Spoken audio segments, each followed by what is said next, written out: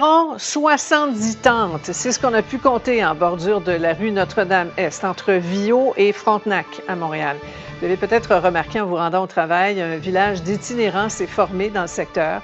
Mais qu'est-ce qui attend ces gens-là alors que la neige approche? Yves Poirier. Quand on arrive de l'Est en longeant le fleuve Saint-Laurent dans Hochelaga-Maisonneuve, on aperçoit ce vaste campement et on a l'impression que Montréal est dépassé par l'itinérance. En après-midi, on a survolé le secteur entre les rues Viau et Frontenac. On a dénombré environ 70 tentes réparties sur cette bande de terrain du MTQ qui fait environ 2,4 km. Selon nos estimations, au-delà de 100 personnes survivent au quotidien dans ce secteur. Je me mets plusieurs plumeaux, fait que à ce moment-là, il y a vraiment pas de problème. Là. D'ailleurs, Mélanie se prépare pour l'hiver et c'est dans sa tente, qui n'est pas conçue pour résister au froid, qu'elle compte affronter la neige, le verglas et la poudrerie des mois à venir. Qu'est-ce qui fait que vous n'êtes pas resté au refuge? On n'a pas resté là tout simplement parce qu'on n'aimait pas ça. Fait qu'on a décidé de vivre ici dans la ville. C'est quoi votre plan pour l'hiver, vous?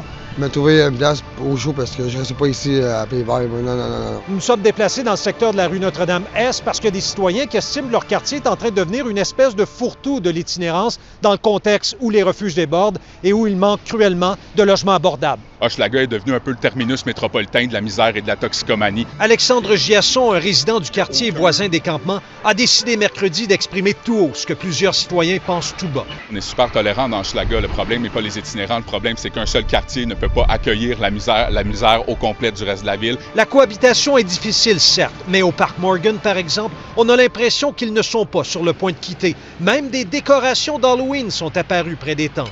Il y a des gens qui disent que c'est devenu le terminus de l'itinérance, la rue Notre-Dame. Il y a une raison à ça? Ceux qui ne veulent pas vivre dans les centres comme les YMCA, qui ne veulent pas suivre les règles établies, ils viennent s'installer ici. Rappelons que le MTQ est propriétaire de ce terrain, mais c'est la Ville de Montréal, en vertu d'une vieille entente, qui l'entretient.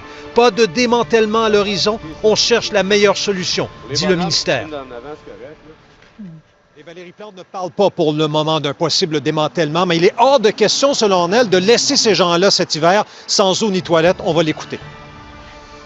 Je veux vous dire que pour cet hiver, on a besoin d'avoir des lits supplémentaires d'urgence, mais surtout, on a besoin de lits permanents avec un toit au-dessus de sa table. Ça, c'est le logement social. C'est un dossier qu'on va suivre, Sophie. Ouais, une solution structurante, comme on dit. Merci.